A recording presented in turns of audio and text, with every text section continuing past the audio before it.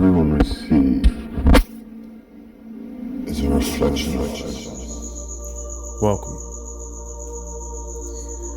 Today is another one of those days. You see, over the last week here in Australia, in Western Australia, we've had quite a heat wave. Unusual weather, you might say. Not as hot as it can be, but very humid, almost as if it's radiating inside. It was unnatural heat. I've lived in WA my whole life, and I understand the climate better than anyone. And this was not normal. This was definitely something played out.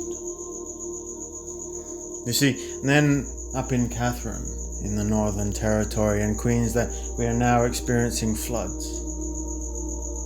This is not normal. All the while we've received a petrol crisis, with the government and the television lying to the people, saying because of the war the prices of petrol must increase, that our rations are low. This is utter nonsense. So then, during this crisis, now we have heat waves and floods. We have problems with petrol getting to our farmers, to delivery drivers, to store food. And what does that create? Another panic situation. The same like COVID. And we've had this problem in Australia where people watch the news and they panic. They believe it. We don't have a petrol crisis. It is another toilet paper scenario, where people automatically just assume that there is because the television and the politicians told them so. I am becoming ever increasing saddened by the Australian people and their ignorance and their support by the television, by the media, by the politicians that don't give 2 cents worth about them, would stample and stomp on them if they had to get to the next person in front of them. Ludicrous and outrageous. Frankly, I'm tired of the Australian people continuance to follow and support this. People are better than this.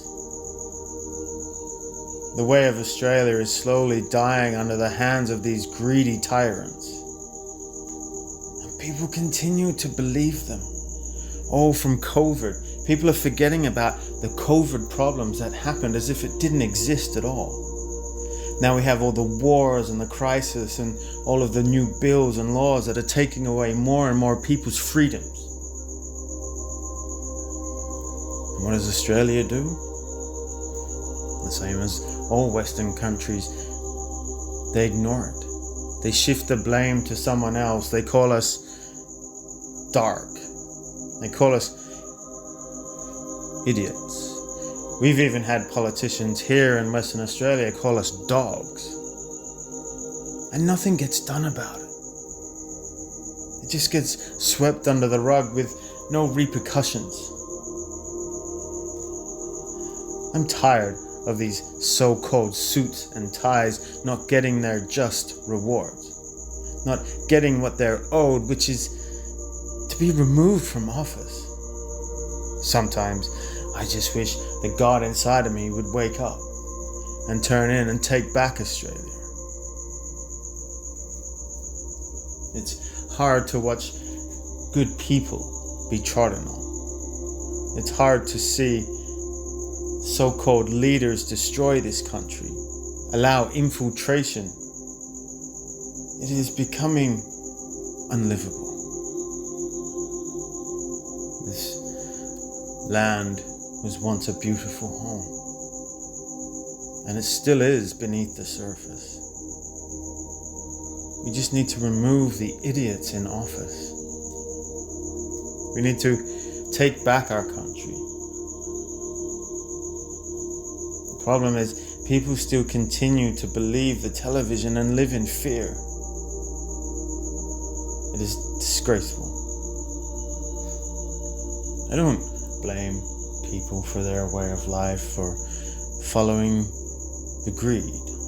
following the influence or the manipulation, or living in fear because they don't know any better. Forgive them, for they don't know what they do. Problem is, it's getting worse. It seems like as each day passes, more and more people distance themselves from the reality and truth of it. They are being led down a dark rabbit hole by leaders who don't deserve to walk on this earth honestly. They are evil, sinister people. They are not getting away with it. They laugh behind closed doors at your face. They introduce more taxes and take away more of your money because they want you in a rich versus poor. They are eradicating the middle income earner, the family lifestyle, the Australian, the American dream, all of it. And what do? They smoke their cigars and drink their whiskey in their big boys club, laughing at the face of us poor people, poor humanity under the foot of the tyrant.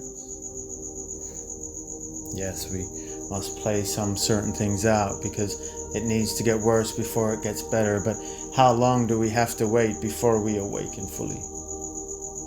Before I can step foot into Parliament House and take back what is rightfully mine and give the people their country back? I need it. I need to push them out. I need to remove them all from office, remove their assets, remove their funds, remove their power. We need to build community back. We need to shut the gates. We need to shut the borders and rebuild. We need to remove the problem and the ones that caused it.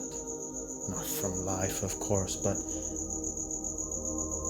they will know exactly how it feels. We don't forget the COVID jabs. They will receive all of the ones that they input onto humanity. Maybe all in one day too. These people are not human. They are insignificant pieces of dust in the grand scheme of things. They just believe themselves to be important.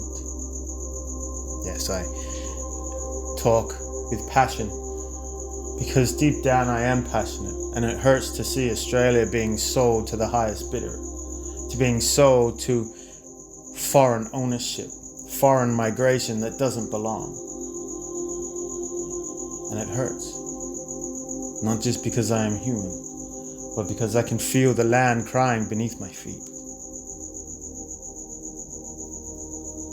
And I am tired. I'm tired of living a life without change,